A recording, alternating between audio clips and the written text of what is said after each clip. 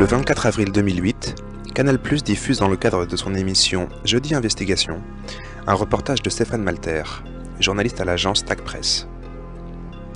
Le thème, Internet. Grand bazar de toutes les rumeurs, terrain de jeu idéal pour les manipulateurs de tous bords. En guise d'exemple, le journaliste de Canal+ va s'attaquer à Loose Change, un documentaire américain qui conteste la version officielle du gouvernement Bush sur les attentats du 11 septembre 2001. Bonsoir et bienvenue, on est très heureux de vous accueillir dans les bureaux de Jeudi Investigation. Ce que vous allez voir, ça ressemble à de l'info, ça a la couleur de l'info, mais c'est de la pure intox. Les explosions sont très clairement visibles, entre 20 et 30 étages, sous le point d'impact. Ici. Ici. Ces images indiqueraient de manière irréfutable la présence de charges explosives placées aux différents étages. On insiste, c'est de l'intox pur. Il n'y a évidemment jamais eu de bombe à l'intérieur des tours jumelles de New York. C'est une information absolument bidon que nous avons trouvée dans un film particulièrement bien réalisé, un film diffusé sur Internet, bourré de contre-vérités sur les attentats du 11 septembre. Oui, ce film présente une version complètement abracadabrante et pourtant il a été visionné 100 millions de fois à travers le monde. Au hit parade des connexions, c'est un énorme succès, traduit en 10 langues. Alors vous vous en doutez, c'est bien évidemment pas le seul cas sur Internet. Nous avons décidé de nous arrêter sur deux histoires que nous avons décryptées point par point. Deux histoires qui à chaque fois servent les intérêts politiques de groupes extrêmes, particulièrement radicaux. Vous et moi, quand nous allons sur Internet, c'est en espérant y trouver une information libre et non censurée. Mais malheureusement, prospèrent aussi dans ce grand bazar toutes sortes de manipulations, toutes sortes de rumeurs, toutes sortes de théories du complot. Oui, la théorie du complot surtout. Alors, regardez l'excellente enquête de Stéphane Malter, produit par TAC Presse, Rumeurs, Intox, les nouvelles guerres de l'info. Enquête.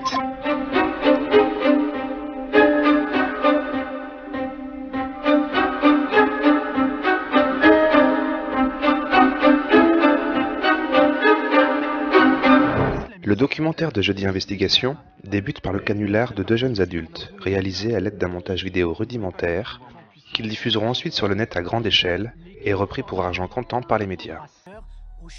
Ce canular avéré et revendiqué servira d'introduction à la critique de Loose Change, dont les réalisateurs sont eux aussi de jeunes adultes, et qui ont également réalisé leur documentaire à l'aide d'un simple ordinateur. Les téléspectateurs de Canal+ sont ainsi placés dès le début dans de bonnes conditions psychologiques pour considérer Loose Change comme relevant également d'un canular. La prétendue réfutation point par point des arguments de Loose Change peut donc débuter. Internet peut aussi faire office d'arme de désinformation massive.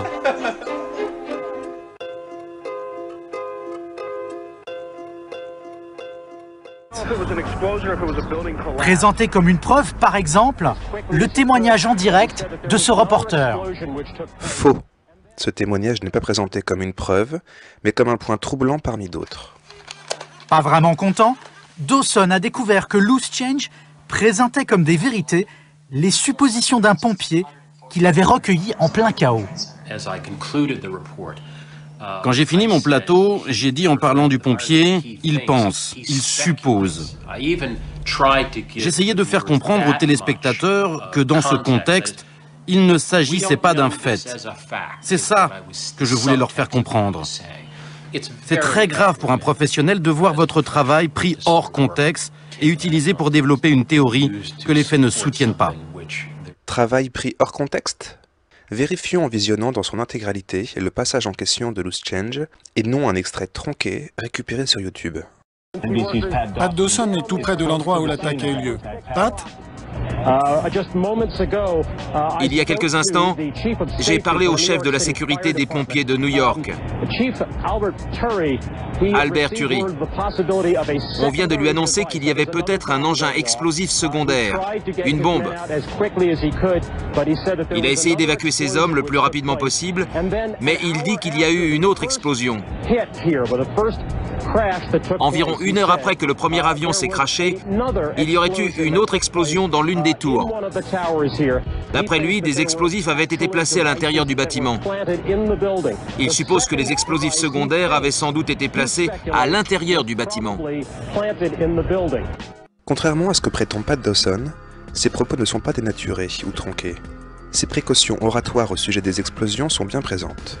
De plus, on s'aperçoit en écoutant l'extrait présenté sur Loose Change que le témoignage relaté par le journaliste ne provient pas d'un simple pompier dont on ignorerait l'identité, mais du chef de la sécurité du département du feu de New York en personne, Albert Tury.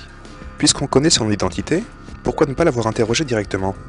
Mais le fait de choisir un témoignage indirect, puis de passer sous silence l'identité du pompier n'est pas innocent. Cela permettra par la suite aux journalistes de Canal+, de faire croire qu'il s'agissait là d'une simple rumeur. Rappelons en effet que la rumeur est une information de source inconnue ou cachée qui se propage largement sans être vérifiée. Des rumeurs présentées comme des faits avérés? Non seulement Stéphane Malter va présenter à tort le témoignage d'Albert Tury comme une simple rumeur, mais il va étendre son accusation à l'ensemble des témoignages présents dans Loose Change. Le lendemain de la diffusion de Jeudi Investigation sur Canal+, Daniel Schneiderman invite sur le plateau d'Arrêt sur Image le réalisateur Stéphane Malter en compagnie du blogueur Versace et d'Atmo, le fondateur du site Reopen 911 en France. Il n'a pas galvaudé ses propos, vous avez écouté ou pas? Il dit juste, il y a des pompiers qui m'ont dit que, il le relate, c'est tout. Oui, mais où est-ce qu'il y a manipulation? Nulle part. Et en plus, ce que je trouve un petit peu malhonnête de votre part, c'est qu'il y a au moins 15 citations des explosions. Et vous prenez juste cette personne-là que vous avez pu rencontrer. Pour les besoins de sa démonstration, le journaliste de Canal+ n'aura utilisé qu'un seul témoignage indirect, alors qu'il y a au total dans Loose Change 13 témoignages directs et seulement 3 indirects. Il y a quelques secondes, il y a eu une énorme explosion. Willy était au premier sous-sol quand la tour nord a été percutée. Tout d'un coup, on a entendu boum. J'ai cru qu'un générateur avait explosé au sous-sol. Je me suis dit, mince, je crois que c'est un générateur. J'allais le dire à voix haute quand j'ai entendu boum, au-dessus, assez loin. Il y avait une différence. Le premier venait d'en bas et l'autre d'en haut. C'était un bâtiment de grand standing, avec une réglementation très stricte sur ce qu'on peut utiliser dans les cuisines. Ça m'étonnerait qu'il y ait eu du gaz. À 10h30, j'ai essayé de quitter le bâtiment. Mais dès que je suis sortie, j'ai entendu une seconde explosion. Et j'ai vu un nouveau nuage de fumée et de poussière. Je suis retournée en courant à l'intérieur. Le lustre tremblait et une fumée noire saturait à nouveau l'air. Au bout de 5 minutes, on était recouvert de suie et de poussière. Un pompier est entré et nous a dit de partir, que s'il y avait une troisième explosion, le bâtiment ne tiendrait pas le coup. Pourquoi vous n'êtes pas allé rencontrer les pompiers? Les pompiers, la réponse va être très claire. Les pompiers sont horrifiés par ce film. Ils refusent absolument de s'exprimer là-dessus. Le 12 août 2005, le New York Times annonce la déclassification de 12 000 pages de témoignages provenant de 503 pompiers et secouristes. 118 d'entre eux ont entendu des explosions secondaires. Stéphane Malter ne peut ignorer l'existence de ces témoignages déclassifiés, puisque Loose Change en parle à la 45e minute. C'est vrai que c'est un peu étrange que les pompiers ne veulent pas vous recevoir. Si vraiment ils sont horrifiés par le film, aux États-Unis, c'est considéré comme sacrilège. Enfin, il faut être très clair, ce film est très mal pris par beaucoup de gens. Il faut comprendre que... Raison de plus pour que dès qu'un micro se tend, venir dire... Attendez, c'est pas de ma faute. Moi, j'ai passé un temps incroyable à essayer de retrouver les gens, justement, qui étaient dans le film. Enfin, c'est pour ça que ça prend du temps et que c'est une enquête longue. Après, c'est pas de ma faute si les gens ne veulent pas parler. Well, I've had a number of firefighters tell me over the years, since Fahrenheit 9/11, that they heard these explosions, that they believe that there's much more to the story than we've been told. Comment croire par exemple que William Rodriguez, considéré comme un héros aux États-Unis pour avoir sauvé des dizaines de vies le 11 septembre, ait refusé une interview alors que ce dernier parcourt la planète depuis des années pour réclamer une nouvelle commission d'enquête? There was an initial explosion on the sub-level number 2, B2. There were 6 sub-levels in the building. B4, prior to the plane hitting the building. And I believe that was an explosion set up by explosive to actually weaken the foundation. And nothing will ever change your mind that? You think I was there, I saved people, I actually have the people available for the 9/11 Commission. That was the commission that was created to investigate this. They were never called, not even once. They're still available 5 years after. And the government came out with an official story that went against our experience on that day. Et ça fait partie de la méthode du film, c'est d'enquiller une dizaine de témoignages de gens qui vont dire on aurait dit, ça ressemblait à des bombes, ça ceci, ça. Et donc on est dans la métaphore. You want to call your mother or something?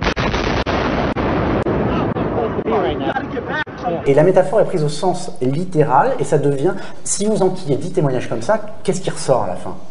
Il ressort, il y avait des bombes et c'était une démolition contrôlée.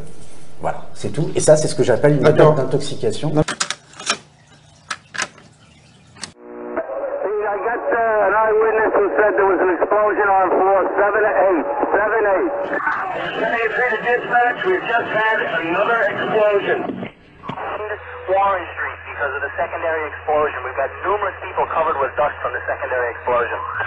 N'en déplaise aux journalistes de Canal+, ces explosions sont une réalité. Et prétendre le contraire relève du domaine de la désinformation. Ce qui est dommage venant d'une personne prétendant lutter contre. Une explosion n'est pourtant pas obligatoirement la preuve de la présence d'explosifs. Mais nier ces explosions présente un avantage. On n'a pas à en expliquer la cause.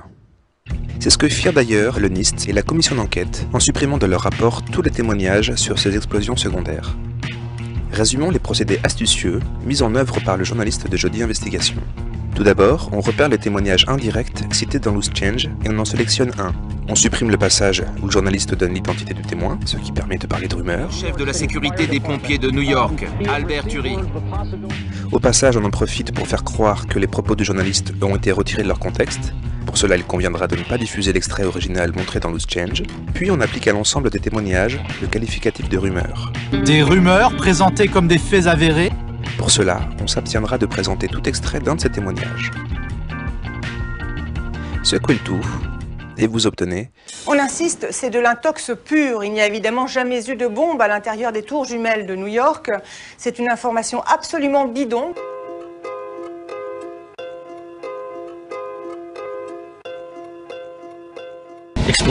Des explosions sont très clairement visibles, entre 20 et 30 étages, sous le point d'impact.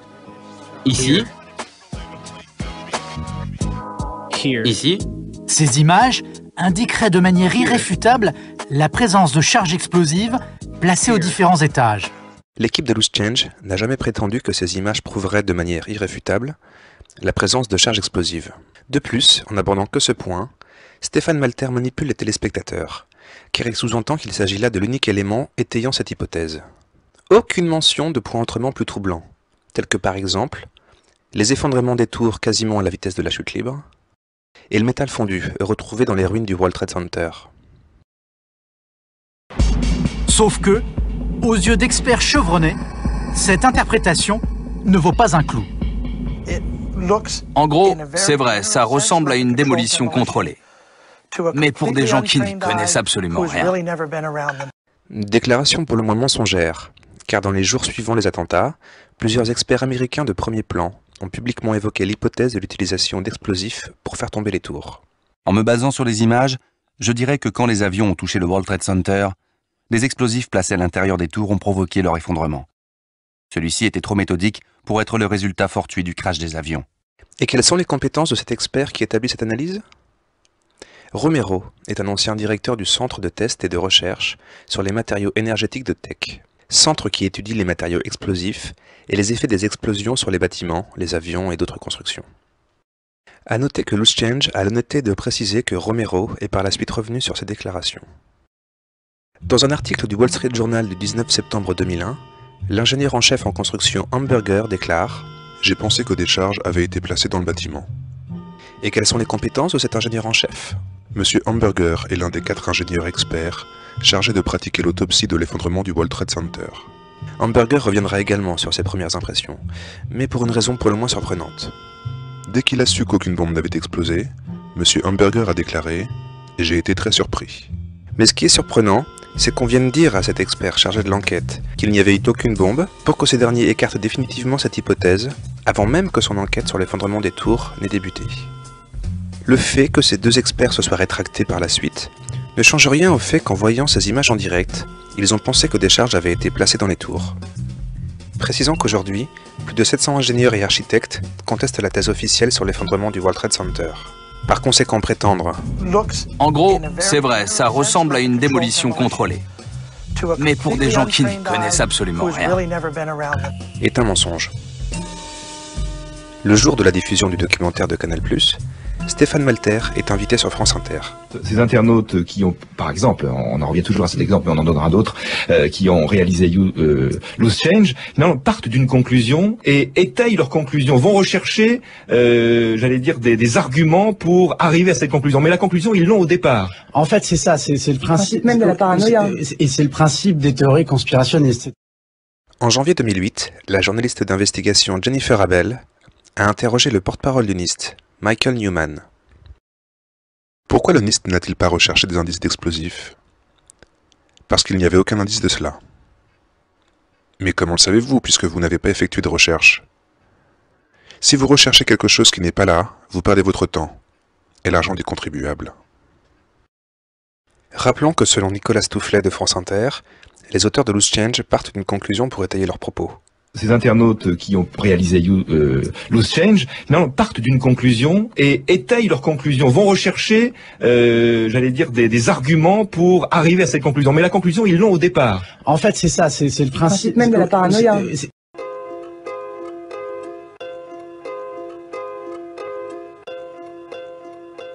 Avant de débuter, rappelons qu'il y a eu 2 enquêtes officielles successives portant sur les effondrements des tours.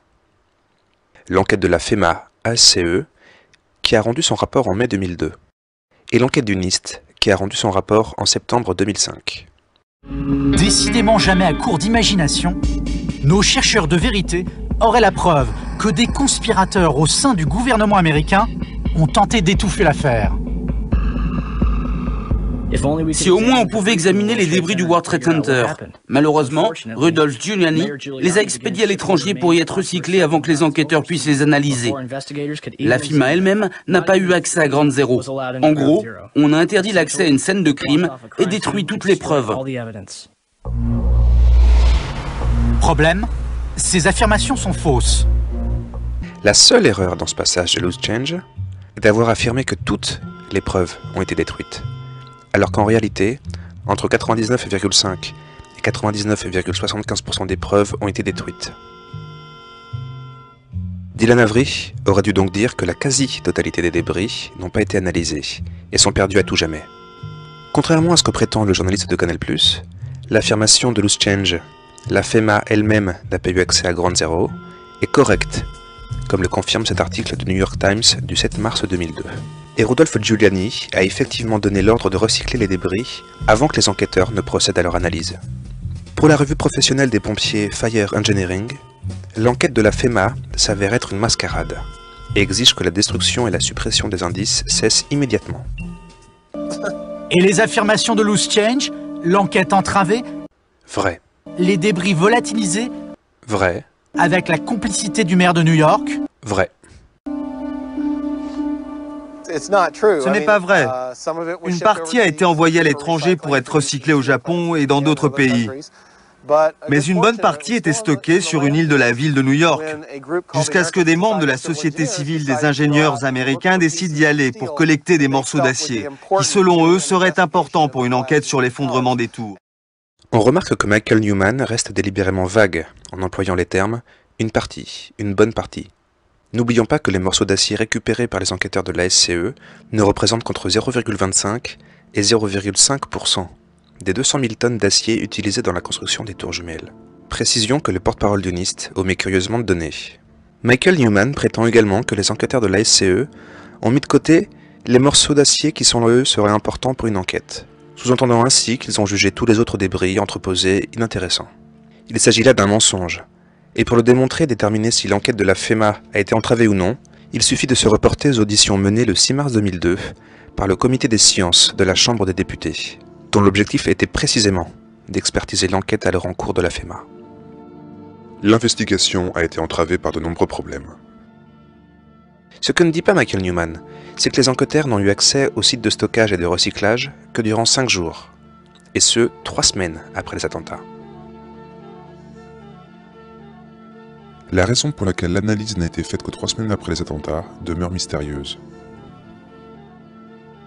Dans le mois qui s'est écoulé entre les attentats et le déploiement de l'équipe du BPAT, une quantité importante de débris d'acier, dont la plus grande partie de l'acier des étages supérieurs, fut retirée de la pile de débris, coupée en sections plus petites, et soit fondue dans l'usine de recyclage, soit expédiée hors des États-Unis. Des parties importantes d'acier, dont les armatures suspendues provenant du haut des tours et les colonnes internes de soutien, avaient disparu avant que le premier membre de l'équipe du BPAT n'arrive sur le site. Les enquêteurs de la SCE n'ont donc pas mis de côté les morceaux d'acier qui selon eux seraient importants. Ils ont choisi parmi le peu qu'il restait, les pièces les plus importantes pour l'étude ayant disparu. Mais ce n'est pas le seul mensonge du porte-parole du NIST. Mais une bonne partie était stockée sur une île de la ville de New York, jusqu'à ce que des membres de la société civile des ingénieurs américains décident d'y aller pour collecter des morceaux d'acier. À l'entendre, les enquêteurs de la SCE décident un beau jour de se rendre à l'endroit où sont entreposés les débris des colonnes du World Trade Center pour les examiner. La réalité est encore une fois bien différente. Heureusement, un chercheur indépendant subventionné par la NSF, National Science Foundation, conscient de la valeur des indices qui étaient en train d'être détruits, essaya d'intervenir auprès de la ville de New York pour sauver les éléments importants. Mais la ville n'a pas souhaité interrompre le contrat de recyclage. Et je pense que tant de choses ont été perdues ces 6 derniers mois, que nous n'arriverons jamais à les récupérer. Non seulement c'est dommage, mais c'est aussi à la limite de la criminalité. L'enquête de la FEMA fut également entravée par son cruel manque de financement. Il n'est pas rare de dépenser des dizaines de millions de dollars pour enquêter sur le crash d'un avion.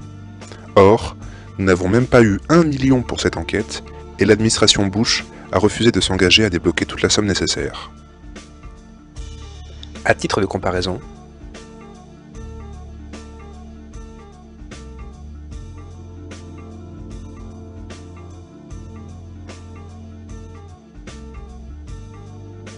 quant à la commission d'enquête sur les attentats du 11 septembre, elle ne reçut que 14 millions de dollars, et il fallut plus de 14 mois de lutte de la part des familles des victimes pour obtenir une commission d'enquête.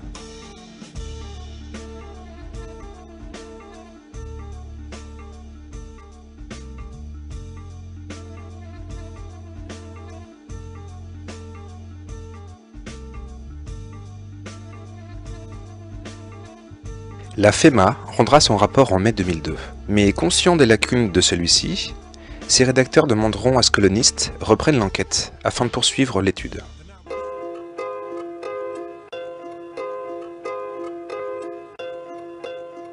Avant de prendre connaissance des conclusions du rapport de NIST, rappelons que pour expliquer les effondrements symétriques quasiment à la vitesse de la chute libre, la FEMA avait avancé en mai 2002 la théorie dite du pancake.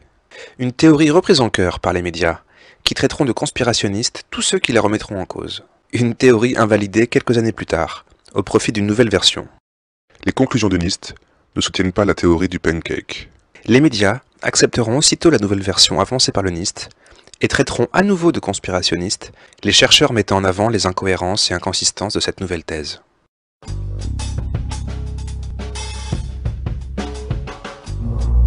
Des vestiges qui ont subi pendant de longs mois toutes les tortures.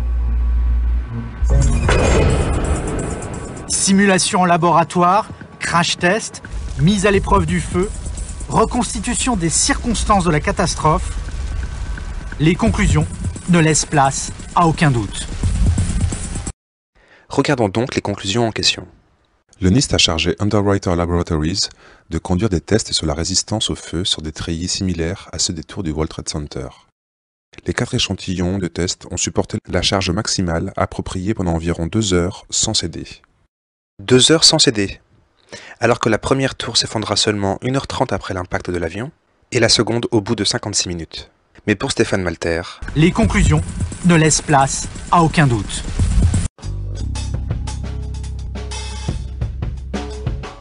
Ces analyses indiquent que seuls 3 de ces morceaux ont été soumis à des températures supérieures à 250 degrés, et qu'aucun n'a atteint une température supérieure à 600 degrés. Des températures aussi basses sont évidemment en contradiction avec la thèse d'incendies infernaux, qui aurait suffisamment ramolli l'acier du World Trade Center pour entraîner son effondrement total. Ces analyses sur les échantillons de métal et les tests sur les planchers n'ayant pas validé leur thèse, les enquêteurs de NIST n'ont alors d'autre recours que l'utilisation de modèles informatiques pour valider leur théorie.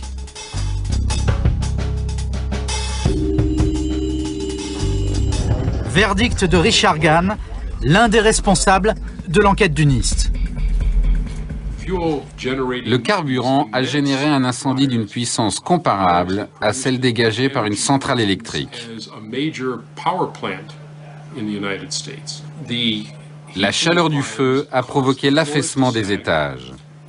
Et alors, les étages ont pesé sur les colonnes extérieures. En octobre 2005, la revue professionnelle New Civil Engineer fait le constat que le NIST met en avant les simulations des impacts des avions sur les tours et les incendies, mais se garde bien de montrer le plus important, à savoir les simulations informatiques des mécanismes d'effondrement des tours. Et selon un éminent ingénieur en génie civil interrogé par la revue, les limites du logiciel utilisé par le NIST ont été repoussées. Il y a eu beaucoup de simplification, d'extrapolation et de subjectivité. Par exemple, alors que les tests d'Underwriter Laboratories sur les planchers n'ont montré que des affaissements maximum de 8 cm, le NIST va jusqu'à autoriser une déformation verticale de plus de 1 mètre dans ces simulations informatiques. You know, when they got to the warping, instead of 3 inches, which is what the experiment showed, 42 inches, that's over 3 feet of warping. Now, that's a big difference. You do the experiment, you get 3 inches, like that, and you do your computer model, and you stick in there 42 inches. I mean, what? You see what I'm saying? Mais pour Stéphane Malter, rappelons-le, les conclusions ne laissent place à aucun doute.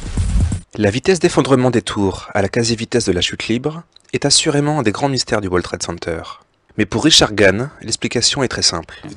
La partie haute de la tour est tombée à cause de la gravité. Tout ce qui se trouvait en dessous a cédé sous le poids et les tours se sont effondrées presque instantanément. À l'écouter, cette version des faits a été démontrée scientifiquement par le NIST. Or, il n'en est rien. À la note 13 du bas de page 82 du rapport de NIST, on apprend que l'étude s'arrête précisément au moment même où l'effondrement débute. L'enquête s'est focalisée sur l'ordre des événements, depuis l'instant où l'avion s'est écrasé jusqu'à l'amorce de l'effondrement de chaque tour. Le NIST n'apporte donc aucune explication quant aux effondrements en eux-mêmes. Ce qui est pour le moins surprenant pour un rapport intitulé « Rapport final sur l'effondrement des tours du World Trade Center ». Le rapport du NIST, c'est pourtant 300 ingénieurs, 3 ans d'enquête, un budget de 20 millions de dollars, 47 volumes, 10 000 pages. Mais seulement 14 lignes concernant les effondrements en eux-mêmes. 14 lignes sans aucune démonstration. En septembre 2007, le NIST reconnaît même qu'ils sont dans l'incapacité de fournir une explication complète de l'effondrement total. Une franchise que Richard Gann ne renouvellera pas. L'histoire que nous racontent les vestiges du World Trade Center est beaucoup moins fascinante que celle de Loose Change. Mais elle a un mérite, celui d'être beaucoup plus proche de la vérité. Rien à faire, les créateurs de Loose Change persistent et signent. Après avoir passé sous silence toutes ces informations, il est certes très facile pour le reporter de Jeudi Investigation de faire passer l'équipe de Loose Change pour des personnes bornées, refusant de voir la réalité scientifique en face. Une des manipulations les plus remarquables de Stéphane Malter est d'avoir opposé tout au long de ce documentaire les amateurs de Loose Change aux experts défendant la version officielle, mettant ainsi l'expertise d'un côté et l'amateurisme de l'autre. Cet ingénieur est aussi l'auteur d'une étude reconnue par toute la profession sur la chute des tours jumelles. Les conclusions ne laissent place à aucun doute. C'est dans une chambre typique d'ado que vit et bosse le créateur de Loose Change. Les détectives en herbe, les réalisateurs tentent de mettre la science de leur côté. Sauf que, aux yeux d'experts chevronnés, cette interprétation ne vaut pas un clou. En gros, c'est vrai, ça ressemble à une démolition contrôlée. Mais pour des gens qui n'y connaissent absolument rien. On n'est pas les seuls à dire ça. On a juste fait un film, nous. Effectivement, les réalisateurs de Loose Change ne sont pas les seuls à dire ça. À l'heure actuelle, les conclusions du NIST sont remises en question par plus de 700 ingénieurs et architectes, et comble des combles, par l'expert du NIST James Kimtier, qui a travaillé 19 ans au sein de cet organisme, qu'il a quitté en tant que chef pour la division scientifique du feu. La conclusion officielle à laquelle est arrivé le NIST est contestable. Plus de 450 d'entre eux ont signé une pétition réclamant au Congrès une nouvelle enquête, réellement indépendante, sur la chute des tours. Il est absolument impossible que Stéphane Malter, qui a enquêté durant des mois sur Loose Change, remette ainsi en cause la version officielle des effondrements des tours. En taisant ce point capital, il manipule donc sciemment les téléspectateurs de Canal+. La seconde attaque du reporter contre Loose Change va porter sur la prétendue influence de l'extrême droite sur les auteurs du documentaire.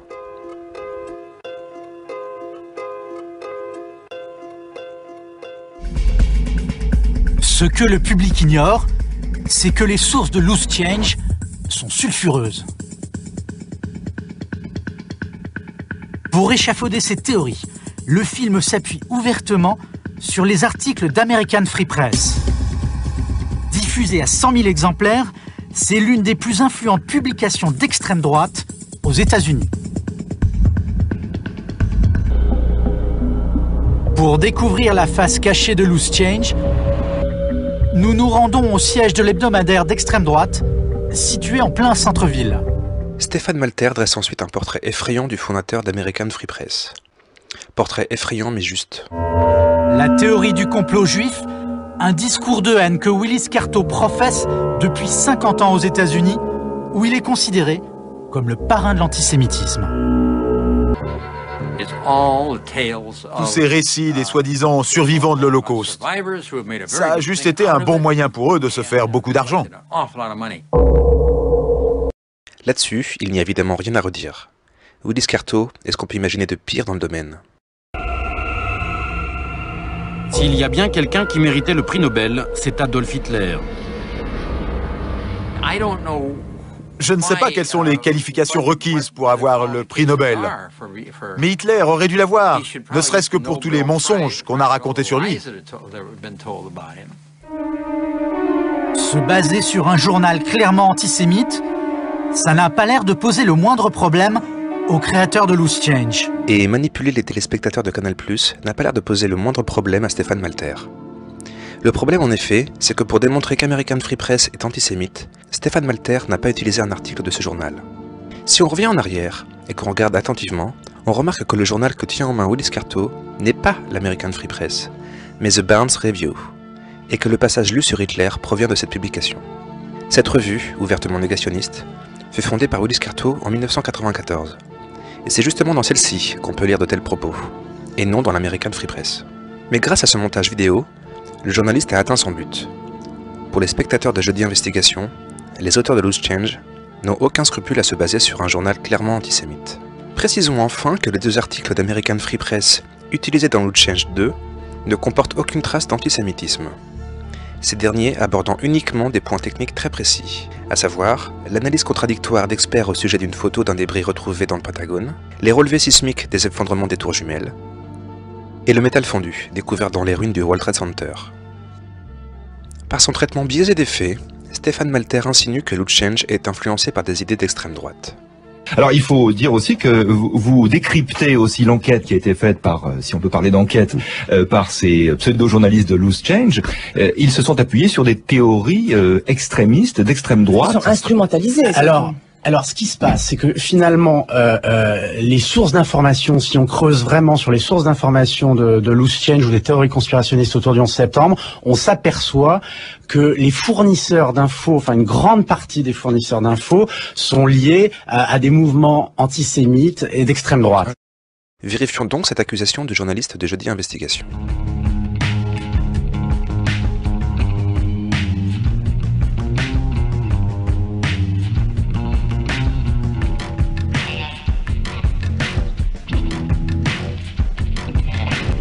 Mais selon Stéphane Malter, si on creuse vraiment sur les sources d'information de Loose Change ou des théories conspirationnistes autour du 11 septembre, on s'aperçoit que les fournisseurs d'infos, enfin une grande partie des fournisseurs d'infos, sont liés à des mouvements antisémites et d'extrême droite.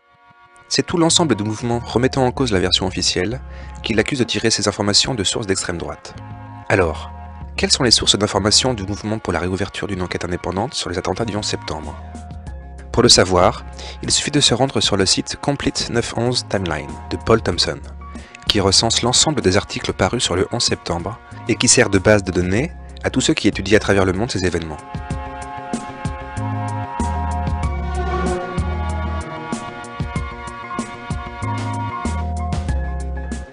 Notons au passage l'incohérence des médias dominants qui accusent ceux qui remettent en question la version officielle de conspirationnistes relayant des rumeurs trouvées sur le net, alors que ces derniers utilisent les informations parues dans ces mêmes médias. As I began researching, I noticed this curious phenomenon, which is that there's a lot of explosive information that has come out in the mainstream press, but it comes out buried. As a casual observer of the news, I'd never noticed any of this stuff. You might find one important bit of information in, say, a newspaper story, and another bit of information on a news show. And if you start to put all those rather obscure stories together, you end up with an almost completely different narrative.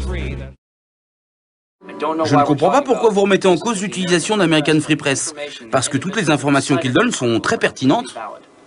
Il y a des gens qui ont des stratégies secrètes. Nous, on n'est pas là pour promouvoir American Free Press ou l'antisémitisme. Non, d'aucune manière. Après avoir mis en avant les délires de Willis Carto et menti au sujet de l'American Free Press, les dénégations de l'équipe de Loose Change n'ont évidemment aucun poids. Stéphane Malter peut donc enchaîner. Ce ne sont pourtant pas les seules origines inavouables de leurs films. Sur le web, le site d'un certain Eric Schmidt. Des thèses antisémites liées au 11 septembre, négationnistes sur les camps de concentration. Schmidt est donc le candidat idéal pour ternir une nouvelle fois le travail des auteurs de Loose Change. Mais comment va s'y prendre notre journaliste alors que les recherches Schmidt ne sont pas abordées dans le documentaire? Dès 2003, il met sur la toile son propre film, Painful Deception, 2 ans avant celui de Dylan Avery. Ça fait bricoler, ça se veut scientifique. La plupart des arguments de Loose Change sont déjà là. Sa théorie sur les tours du World Trade Center, il l'élabore dès septembre 2002. Personnalité délirante, Schmidt n'est autre que le père fondateur de la théorie de la destruction des tours jumelles avec des explosifs. Seul problème avec cette affirmation, Schmidt n'est pas le père fondateur de cette théorie. En effet, dans son livre L'effroyable imposture, Thierry Meyssan met déjà en doute dès mars 2002 la version officielle sur les effondrements des tours jumelles. Il est donc malhonnête de présenter Schmidt comme le père fondateur de la théorie de la démolition contrôlée des tours jumelles. Cependant, il est indéniable qu'il a contribué au travers de son livre Painful Questions, puis de son documentaire Painful Deceptions, à faire connaître cette théorie à un vaste public. Mais le point le plus important, c'est que le travail de Schmidt sur ce point précis se révèle documenté, sourcé, et surtout, il n'y a aucune trace d'antisémitisme, que ce soit dans son livre ou dans son film. Ce n'est qu'en 2006 qu'il se décrira lui-même comme un négationniste, et il sombrera dès lors dans la paranoïa antisémite, accusant les juifs de tout contrôler et tout manipuler. Une paranoïa qui le poussera même à accuser American Free Press d'être contrôlé par les juifs. Ces idées sont extravagantes, elles vont pourtant trouver un appui de taille aux États-Unis. Bonjour, je m'appelle Jimmy Walter. Jimmy Walter, un milliardaire un peu original. Ce philanthrope, qui voit dans la politique de Bush le pire fléau jamais connu par son pays, va devenir le mécène Schmidt. À nouveau, Stéphane Malter recourt au procédé de l'insinuation, de l'amalgame. Après avoir caché qu'il n'y avait aucune trace d'antisémitisme dans le livre et le DVD Schmidt, et après avoir abondamment mis en avant ses idées négationnistes apparues en 2006, le raccourci est inévitable. Le téléspectateur ne peut que conclure que Jimmy Walter finance la propagation des idées antisémites Schmidt. Bien entendu, le journaliste de Jeudi Investigation ne précisera pas que par la suite, Jimmy Walter et l'ensemble du mouvement pour la réouverture d'une enquête indépendante ont rejeté définitivement Schmidt. Il finance la distribution mondiale de 100 000 DVD et même une tournée de conférences publiques dans toute l'Europe. Voici une photo des conférenciers. Ce qu'omet de signaler Stéphane Malter, c'est que cette tournée de conférences date de mai-juin 2005, donc avant les délires négationnistes Schmidt. Eric Schmidt, le négationniste, côtoie un journaliste d'American Free Press, l'hebdomadaire antisémite. Et est assis avec eux, un Français, Thierry Meyssan. Rappelez-vous, Thierry Meyssan, auteur d'un best-seller mondial. Avant même les Américains, c'est lui qui lance, au départ grâce au net, la vague conspirationniste. Sa théorie, aucun avion n'a jamais heurté le Pentagone. Rappelons que pour cela, il fut accusé d'utiliser les mêmes méthodes que les négationnistes. Une accusation qui, aux yeux du public, fit de Thierry Meyssan un extrémiste antisémite. Et ce, alors que ce dernier est militant des droits des homosexuels, défenseur de la laïcité, et qu'il fut de 1996 à 1999 le coordinateur suppléant du Comité national de vigilance contre l'extrême droite. Stéphane Malter oublie également de nommer la quatrième personne. Sans doute ne sait-il pas vraiment comment présenter William Rodriguez, Ce héros qui a sauvé des dizaines de vies le 11 septembre, qui conteste la version officielle et dont le journaliste a précédemment occulté le témoignage capital au sujet des explosions. Après avoir fait croire à l'imprégnation des thèses antisémites dans le mouvement pour la réouverture d'une enquête indépendante, le journaliste va à présent s'employer à discréditer Reopen 911. Une croisade qui a porté ses fruits et trouvé des émules bien au-delà de l'extrême droite. Paris.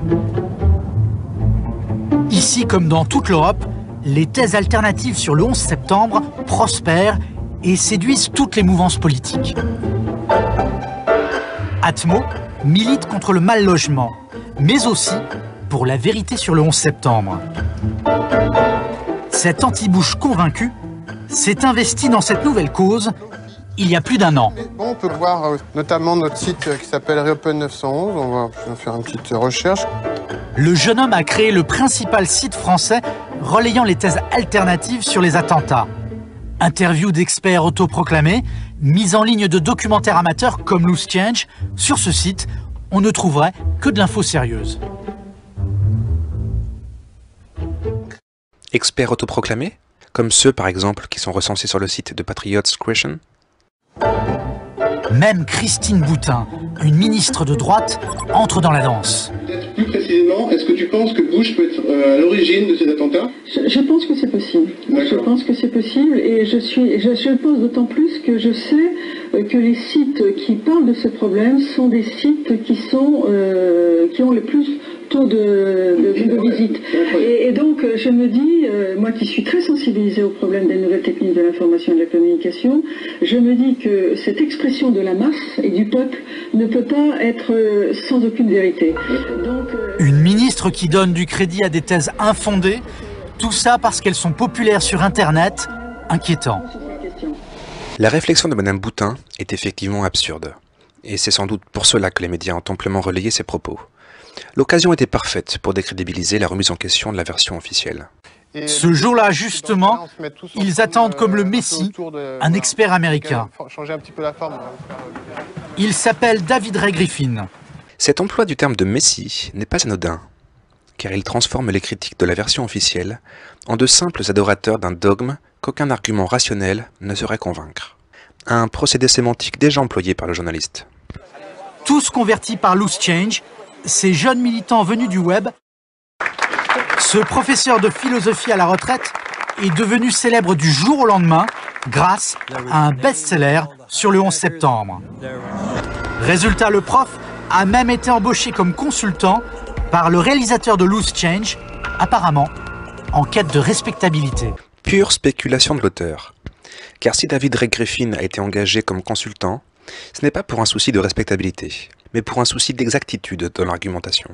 En effet, Loose Change fut critiqué au sein du mouvement pour ses erreurs et approximations. Et c'est justement pour éviter ces erreurs commises dans les versions précédentes que Dylan Avoué a choisi de faire appel à David Ray Griffin. Il y eut en tout 4 versions de Loose Change, précisant que le documentaire de Canal+ porte sur Loose Change 2 et non sur Loose Change Final Cut, dernière version dans laquelle David Ray Griffin est conseillé. Je n'ai aucun point de désaccord fondamental avec la dernière version de Loose Change. Pour discréditer David Ray Griffin, notre journaliste va utiliser ses techniques préférées. Le prof se revendique comme un homme de gauche et un admirateur d'Al Gore, la nouvelle star de l'écologie.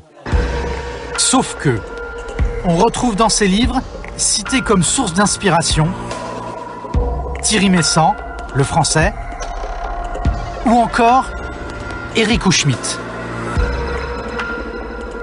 Rappelez-vous, Houchemit, le blogueur antisémite qui accuse les Juifs d'être derrière le 11 septembre. Rappelons surtout que les remerciements de David Ray Griffin, sur lesquels se base Stéphane Malter, ne proviennent pas de son dernier livre, mais de Omission et manipulation de la commission d'enquête, écrit en 2004.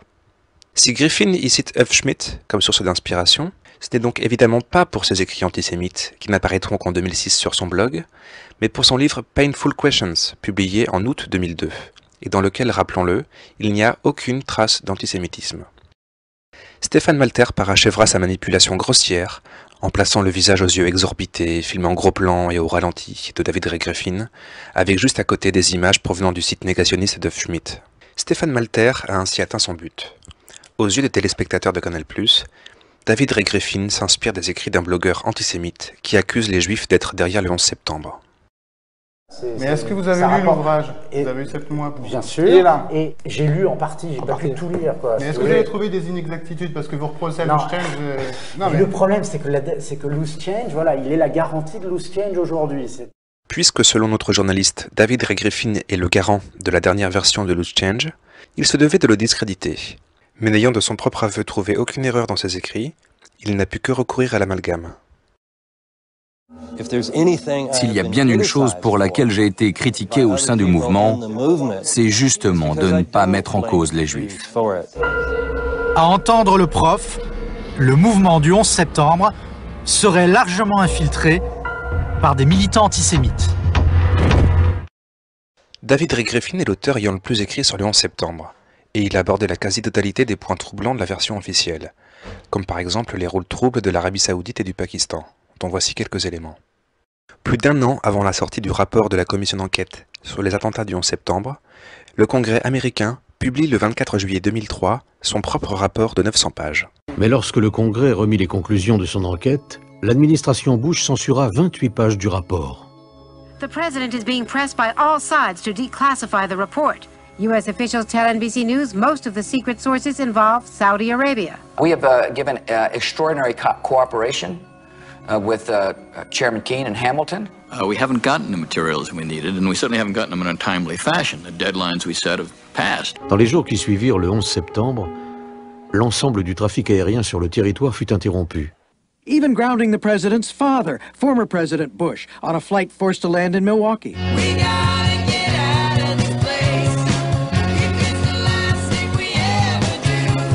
Le gouvernement a autorisé certains vols permettant à des membres de la famille Ben Laden ainsi qu'à d'autres Saoudiens à quitter le territoire des États-Unis. En tout, 142 Saoudiens, parmi lesquels 24 membres de la famille Ben Laden, furent autorisés à quitter le pays. Le 8 octobre 2001, le quotidien pakistanais The Dawn révèle qu'à la demande du général Mahmoud Ahmad, chef des services secrets pakistanais de l'ISI, 100 000 $ américains ont été transférés sur le compte du chef des terroristes, Mohamed Atta. Une révélation étonnante, reprise dans une brève du Wall Street Journal le 10 octobre 2001, mais ignorée par la commission d'enquête. Griffin a étudié l'éventuelle participation des services secrets de ces deux pays, mais n'a jamais évoqué une éventuelle participation du Mossad, sans doute par crainte d'être discrédité par l'accusation d'antisémitisme. Et c'est pour ce refus d'aborder ces points sensibles qu'il lui est arrivé d'être critiqué au sein du mouvement. Maintenant, si des individus l'ont accusé de ne pas mettre en cause les Juifs, alors leur accusation est condamnable, car il s'agit bien d'un discours typiquement antisémite, digne d'un Eric F. Schmitt, et ne saurait en aucun cas être représentatif du mouvement pour la vérité. Stéphane Malter se sert donc de la réponse maladroite de Griffin, pour en déduire que le mouvement du 11 septembre serait largement infiltré par des militants antisémites. Sous couvert d'informer, la liberté de tout dire sur Internet fait le jeu des propagandes de tous bords. La phrase de conclusion du reportage de Canal+, rejoint ainsi comme en écho l'introduction faite par l'équipe de Jeudi Investigation. Deux histoires qui à chaque fois servent les intérêts politiques de groupes extrêmes, particulièrement radicaux. Comment Loose Change pourrait servir les intérêts politiques de groupes extrêmes particulièrement radicaux, alors qu'à aucun moment ce documentaire ne se fait l'écho de leur thèse. Prétendre une telle chose relève donc de la diffamation. Nous avons décidé de nous arrêter sur deux histoires que nous avons décryptées point par point. Point par point. Néanmoins, sur la totalité des points abordés par le documentaire Loose Change,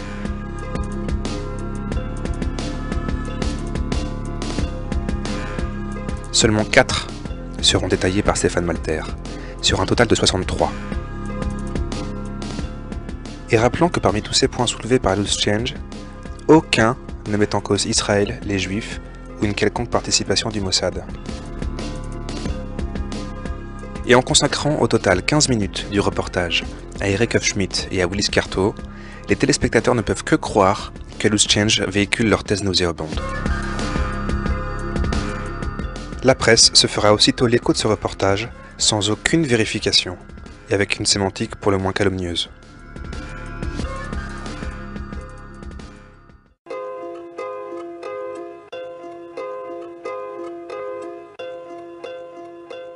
Un tel acharnement à vouloir discréditer ceux qui remettent en question la thèse officielle, n'a qu'un but: empêcher tout débat de société sur les incohérences de la version officielle.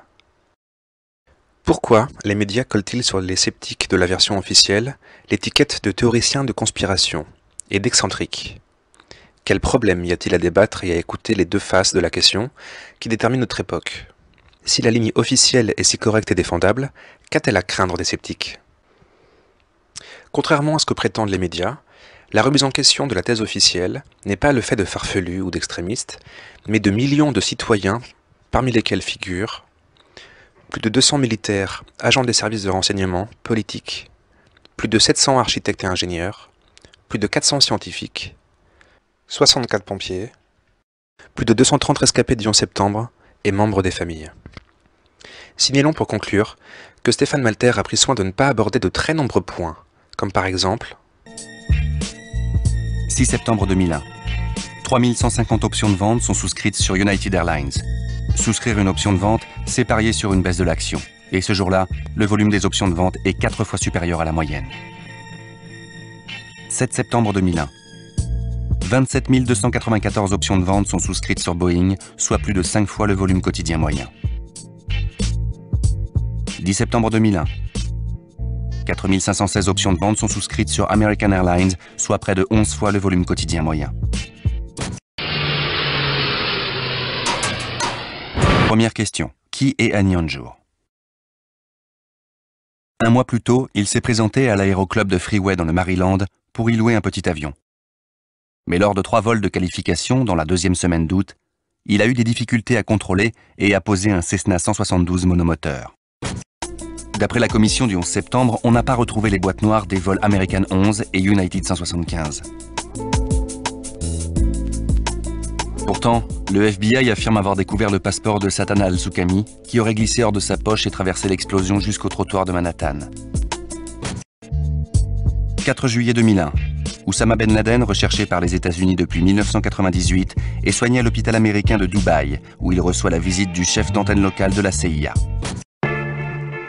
À 17h20, le WTC-7, un immeuble de bureaux de 47 étages, situé à une centaine de mètres des Twin Towers, tombe à son tour. Il abritait entre autres la CIA, le ministère de la Défense, l'IRS, le service secret et le bunker sécurisé de Rudolph Giuliani. La SEC, équivalent de la COB française, y stockait entre 3 et 4 000 dossiers d'enquête concernant Wall Street. 6 septembre 2001. Les chiens de recherche d'explosifs sont retirés du World Trade Center et les équipes de sécurité mettent fin à 2 semaines de surveillance intensive. Rappelons au passage la déclaration des devoirs et des droits des journalistes, rédigée à Munich les 24 et 25 novembre 1971. 1. Respecter la vérité, quelles qu'en puissent être les conséquences pour lui-même, et ce, en raison du droit que le public a de connaître. 3. Ne pas supprimer les informations essentielles. 6. Rectifier toute information publiée qui se révèle inexacte. 8. S'interdire la diffamation, les accusations sans fondement. 9. Ne jamais confondre le métier de journaliste avec celui du publicitaire ou du propagandiste. Par conséquent, nous demandons à l'équipe de Jeudi Investigation de respecter les devoirs essentiels des journalistes et de corriger au plus vite les erreurs, mensonges, manipulations, omissions, amalgames et contre-vérités présentes dans le documentaire Rumeurs, Intox, les nouvelles guerres de l'info. Nous attendons que les journalistes fassent tout simplement le travail que les citoyens sont en droit d'attendre d'eux. L'association